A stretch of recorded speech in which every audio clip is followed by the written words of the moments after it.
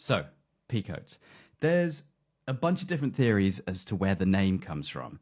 I think probably the one that makes most sense is that it comes from the Dutch, pajaka or pajeka. Pai being a coarse wool, and jaka or yaka being jacket.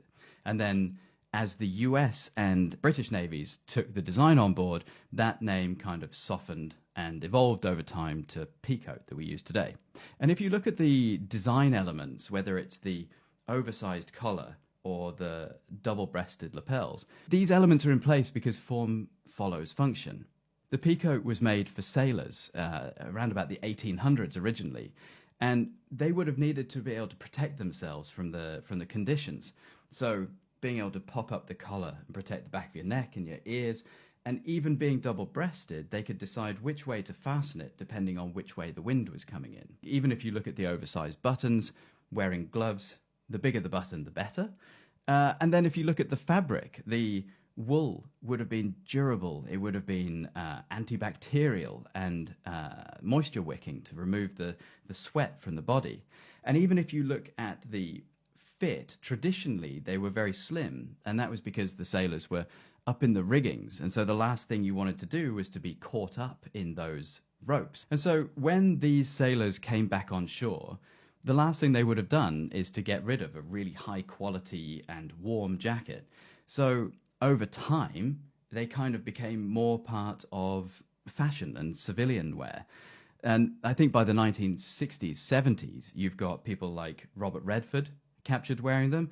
And then, I mean, I've got a picture of my dad, I think it's 1971, 72. I've got a picture of him in his peacoat in Bournemouth. But then if we fast forward to today, where we've had more fast fashion come into the mix,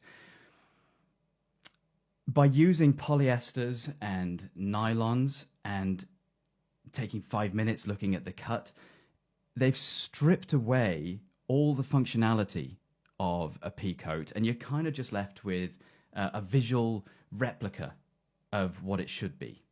And the worst part about them is they're just not made to last, and that goes against everything I'm trying to do with Barnfield. I mean, I say they're not going to last. I mean, in some shape or form, I guess they will, because they're made out of the same thing as a plastic bag, and so they'll probably be in landfill in 1,000 years.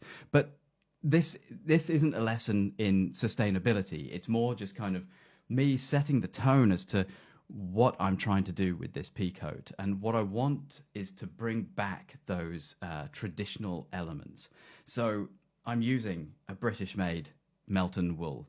The buttons are oversized. We have the double-breasted side of it, and the lining is thick and warm as well. So I'm going to be sharing more about the specifics of the jacket, but there's a little bit of history and what's kind of driving the design cues at the moment.